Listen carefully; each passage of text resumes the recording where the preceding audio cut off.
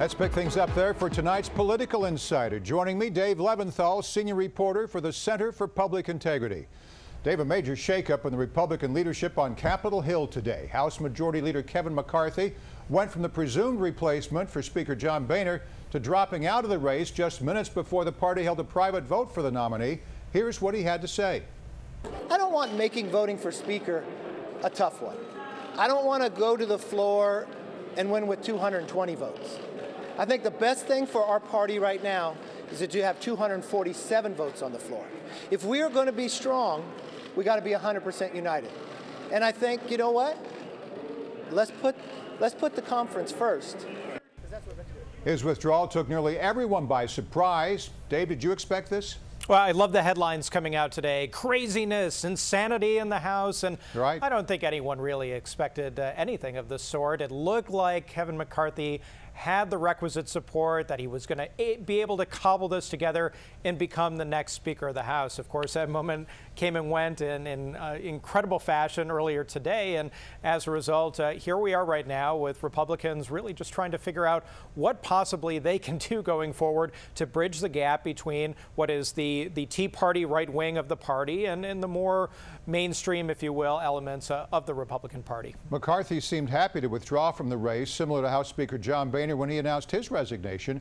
What does this shakeup mean for the Republican Party? Is it old guard in or out? Well, I think behind the smile were some crocodile tears, or at least major tears that were being shed privately. He's obviously not happy that he's not going to be the Speaker, but right now the question is, what is going to happen? What are Republicans able to do? They have a couple of options here, Morris. Number one, you could get somebody to be effectively a caretaker Speaker, an interim Speaker. One name that got floated in that regard was John Klein of Minnesota. He's somebody who's not even going to be in the House much longer, is retiring. Or you can have somebody who is definitely coming from the Tea Party wing, the more right of the right wing of the Republican Party, and Daniel Webster from Florida is a leading candidate, perhaps to fill that bill, somebody who had already expressed his interest in becoming the Speaker. So ultimately, this is going to be something that the Republicans are going to have to figure out in relatively short order. Already the vote has been delayed, postponed, and they've got a lot of thinking, a lot of talking, and a lot of decision making to do in the next few days. What's so ironic is that Ronald Reagan would be considered too liberal for the Republican Party these days. Now, more on the names that you talked about. In the days leading up to his withdrawal, Representative Jason Chaffetz announced his bid for the nomination, as well as Congressman Daniel Webster, a member of the so-called Freedom Caucus. Now, other names are being floated as a possibility, including Representative and former vice presidential candidate Paul Ryan. Who do you think could emerge as the next likely candidate that could unify the House? Any idea? Well, we talked about a couple of the names, but I think seizing on Paul Ryan for a second, he's come out and said, thanks, but no thanks. I am not interested in this job. Could he change his mind? Of course he could change his mind. Lots of people do in politics, but at least if you take him at his word at face value, he's not going to be the next Speaker of the House. So it seems to be a pretty open field at this point. One little fun bit of trivia, Morris, is that to be Speaker of the House, you don't even have to be a sitting member of Congress. So sort of the fun, ridiculous option that is being bandied about over the water cooler and on Twitter is the notion that somebody could be pulled from out of Congress to lead Congress. It's a perfect thing for Donald Trump. Donald Trump, Newt Gingrich, take your pick of the comedic option, sort of humorous version of what could happen. Don't expect that to happen. Well, Jay Leno, he's just got a car show on now.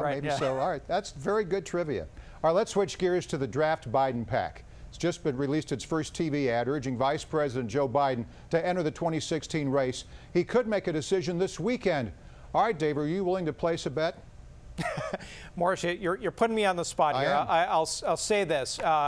Joe Biden is probably more likely today to run for the presidency than he was at any other point in the past. It doesn't have to be this weekend, as you've said, either. It doesn't. And we were talking offline.